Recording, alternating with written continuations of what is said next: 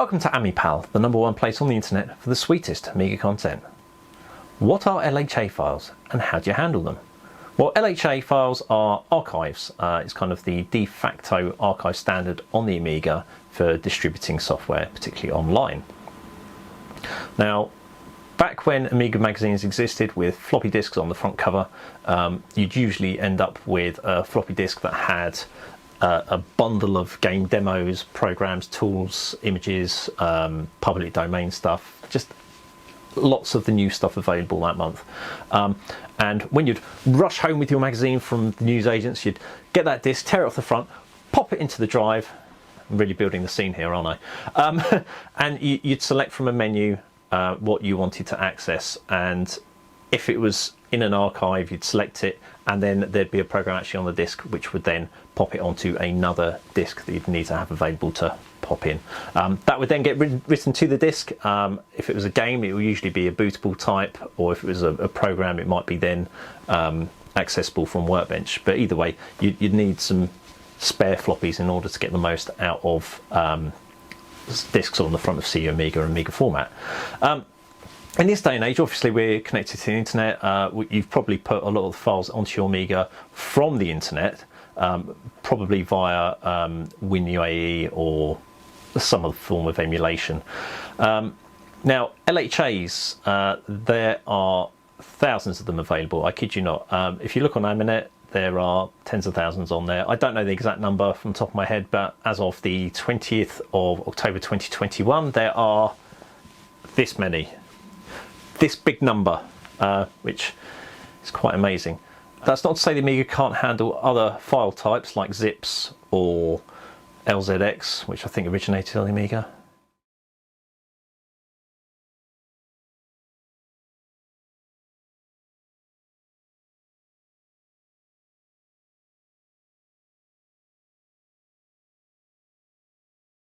Amiga. Correct me if I'm wrong on that. It can handle TARs, RARs, all sorts, just as long as you've got the right program, which handily you can usually get on Aminet. So how about that? So yeah, if in doubt, look on Aminet. That's my key tip today.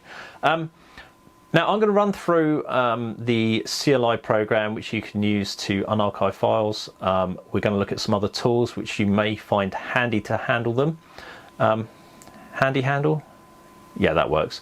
I'm also going to do a little chat about what not to do with LHA files. So let's jump onto the system, onto the Amiga, and see what we can discover.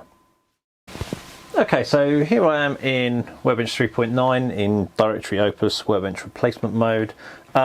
This will function in exactly the same way in Workbench 3.1, 3.2, 3.14, but I've downloaded LHA run from Aminet. I've copied it to my RAM disk from my SD card, which you can just see up here as backup. But regardless of how you've managed to get it onto your Amiga, there's LHA run. Oh, double click on that. Okay, and it's a self-extracting LHA archive. Now you can see on here it's created various versions of LHA. You've got a guide there telling you what you need to do in order to install it. Brief readme as well. These are processor specific versions of the LHA unarchiving tool.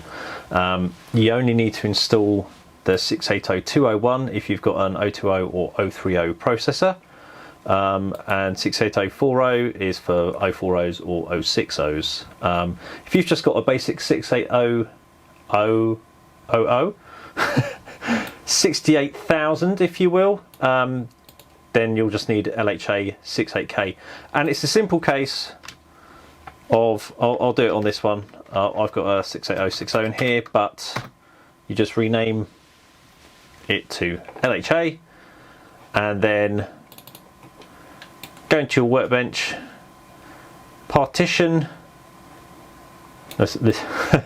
Trouble is my menus are different from what you'll see in Workbench, but you still do show all from the icon menu, and you'll see C, and it's just a simple case of copying that to C. I've already got it, so I'm not going to copy it in there.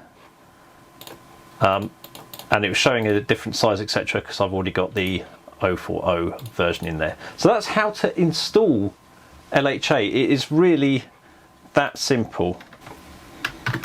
Okay, how do we use the LHA command? Well, we can do it a couple of ways.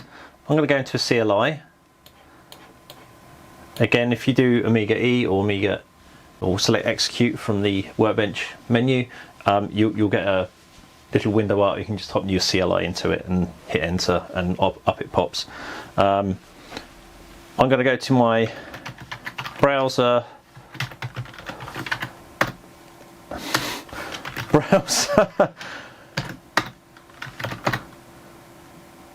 Oh, it's just download, and this is where I copy various archives that I need to retain for whatever reason.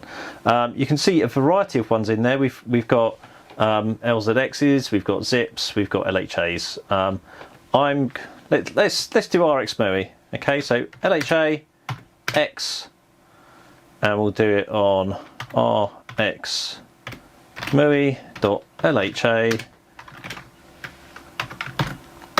We'll pop it in RAM. And off it pops, off it goes. Extracts one file at a time. Done.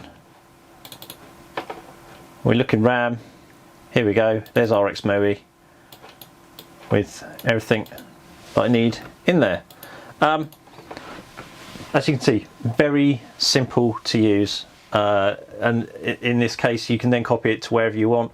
Just bear in mind that whenever you're unarchiving to RAM disk, that you've only got as much memory in there as the system has. So if you've got just a standard 2 meg chip RAM A1200, for instance, you've only got 2 megabytes of RAM available, and some of that will be being used by programs, by drawing the screen, by playing sounds. So if you've got a big archive that you need to decompress to unarchive, don't put it in RAM disk, put it into your a partition that will actually take all of that data. The only reason I put it in RAM disk is I've got 256 meg of fast RAM, so I don't really worry about that at all.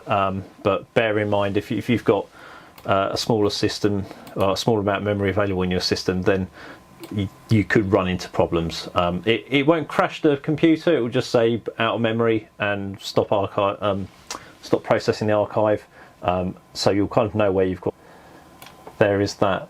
One of the things I meant to mention, the major don't of LHA archives, or in fact unarchiving anything for the Amiga, always do it on the Amiga. If you're copying it over from your PC or Mac or Linux box, whatever, don't unarchive on the host system.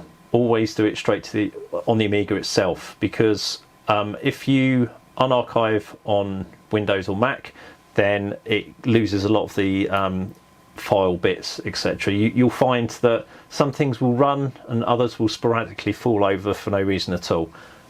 So if you want a stable or stabler system, just make sure you unarchive on the Amiga itself. Now, that's how to use LHA itself.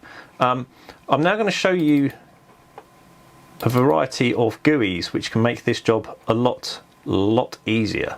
Okay, first one I found was called Arc Extract, and I've just run it here from the icon, and you can see an icon has appeared on the workbench backdrop here called Drop Files Here, and this is really a simple case.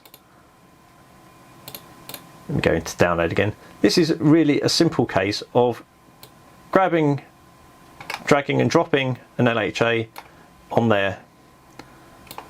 This is something you probably won't get on your system. I've got a Warp-OS version of LHA, so it needs to terminate the PowerPC library before it starts running it, so we'll just ignore that. And there you go. You just drag and drop, and it automatically puts it in RAM. There we go. The fantastic Hologon demo from the demo scene. Just drops it in there, and it's already unarchived. It's really that simple. I quite like Arc Extract because it just works. There's no preamble. You just drag it on there and off it pops. We've got unarch, which comes with Workbench 3.9 itself. Now this is very good indeed. Again, I'm just going to grab an LHA and drag it on there. In fact, you don't even need to drag it onto the archive bit there. It just does it. And the great thing is, it shows you everything that's in there, and you can decide just to do a few files or invert that. So you flag the ones you don't want and then invert it if there's tons in there, or we'll just do all. And we'll pop that in RAM again. There you go. The XAD master archive is basically a big bunch of libraries that can be used by archivers, unarchivers. It's just like a bunch of libraries that sits in your Workbench partition, and it can be called by those other programs, and they don't need to do the difficult job of decompressing archives. So it's a very useful thing. It's very up to date. So I highly recommend you install that anyway. One issue with unarch for me is that it's only on 3.9. So although it will run on 3.1 and up, you need to be able to kind of copy the classes for reaction for it to function. So it's not easily available. If you do know someone who's got 3.9, they should be able to do the necessary to get it to you if you really want it. So there is that. But yeah, it's quite a nice looking thing. It's resizable. It just does the job. And the way I've got it set up, I can actually select a file on a lister in Directory Opus, and then I've got a button here down in Directory Opus. I click that and it just appears. So I can just use it whenever I want. So I recommend that one. CCB was another one I downloaded, which is shareware. I'm not sure if you can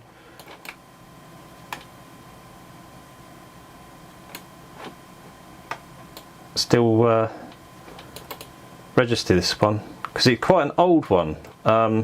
So you'll probably find that it's pretty much abandonware. Although if John Wells is still updating it, then by all means let me know.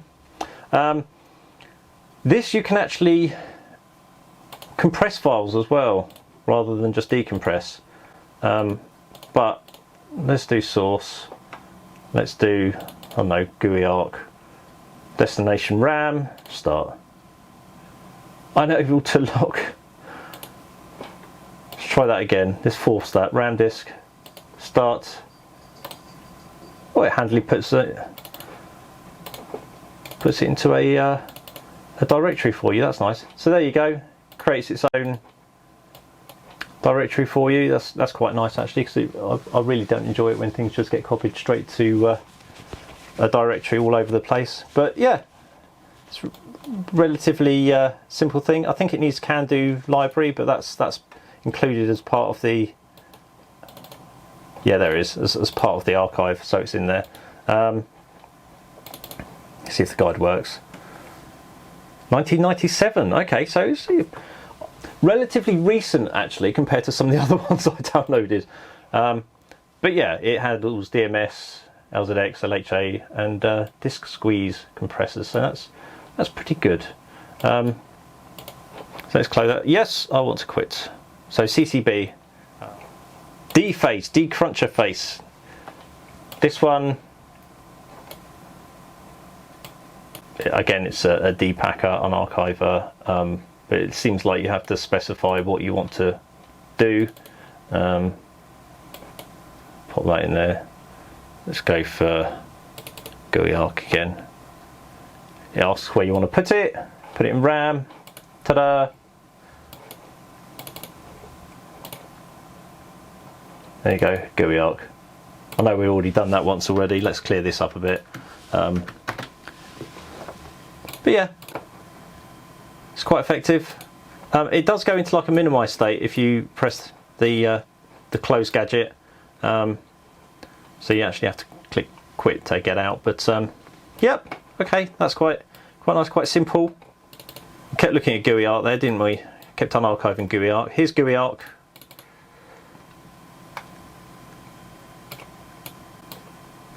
So this is from 1993. We've already had the about, so I won't do that again. It looks pretty much like Directory Opus, like Directory Opus 4. I don't think it supports any kind of drag and drop. I might be wrong. Let's try one file, shall we?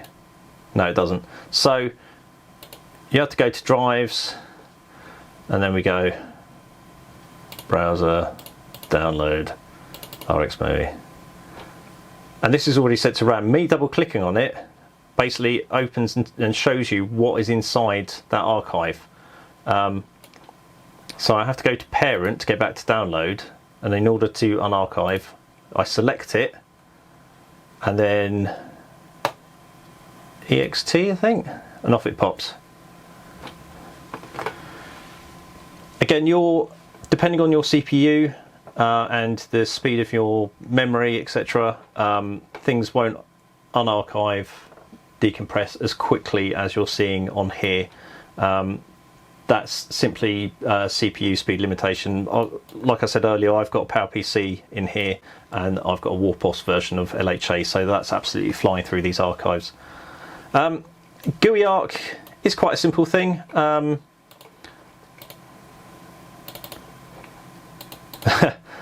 open much more. Let's have a look at multi-view then. Just wondering if this is for an earlier version of Workbench, just in case you'll be able to use it in like 1.3, but it doesn't seem to show anything in here about requirements, so give it a try. It might work on 1.3. Might look quite nice on that actually. MUI UnArc. I'll start that up. It's quite slow to load, but you might look at it and think that looks very similar, and yes, it does. It looks very similar to UnArc. We put it side by side. You've got your archive, you've got your destination, and then in here, if I drag and drop again, I'll say it once more. Drag and dropping from Workbench onto here will work in exactly the same way as Directory Opus in Workbench replacement. This gives you a few more details than the standard Reaction unarc from 3.9, in that it gives you the number of files and the size of them. So that's quite nice. You've got this nice little progress bar at the bottom as well, which, being MUI, you resize it and of course it's going to recalculate the number, so you're going to get a different number depending on how big you've got your window. Again, no, I don't have a temp. I should probably assign that to RAM, and then we'll know, won't we? So there's RAM, there's XAB master, and we're just going to unarchive it. There goes your progress bar, finished. So it doesn't bring up a CLI, a output window to show you what's in there, but there it is, all good. The only thing I'll say about MUI UnArc, or any of the unarchivers that require MUI, is that you need to install MUI, Magic User Interface. That is available version 3.8 on Aminet, so I'll put the link up as per usual. It's so many programs need it, you'll probably start pulling your hair out as soon as you start browsing through Aminet and having a look at different programs and thinking, oh god, why didn't I just install MUI? I will say that you need 68020 or more, and preferably some fast RAM to use it properly. It is a little bit slower than Reaction and GAD tools on their own, but it's a nicer, more modern system. You can just see, you know, you can set backgrounds and everything in your own fonts and what have you. So MUI UnArc there, it's quite a nice one. I like that one. What else have we got? Pepperoni. Now this is a personal favourite of mine, because Pepperoni, you can see up here, much like the earlier Arc Extract, provides icons on your Workbench where you can simply, no, we've already done Arcs Move, haven't we? Drag and drop. I want it in RAM. Okay, and there it is. Polygon. It's simple. Yeah, but unlike Arc Extract, it has another thing up its sleeve. What can I do?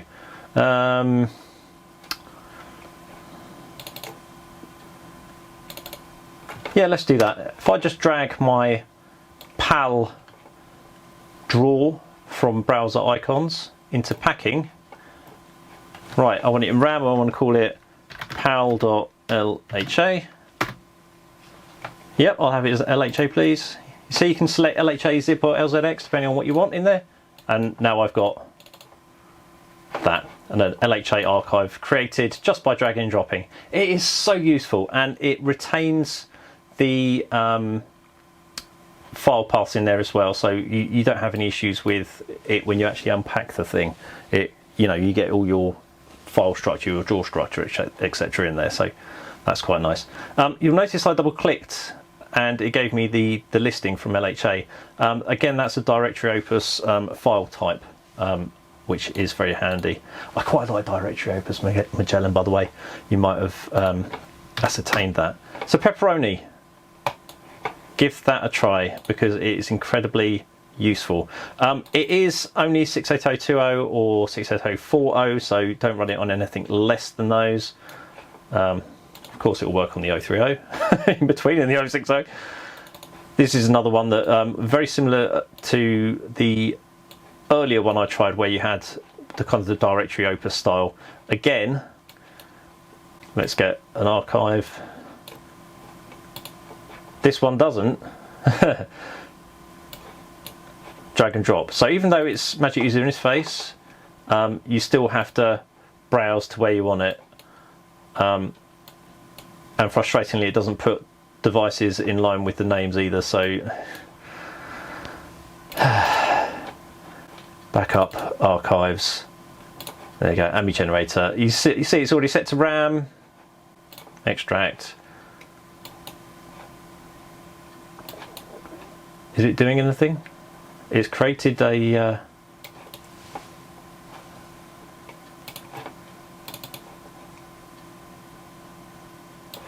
CPU usage isn't high. Well, it's done something.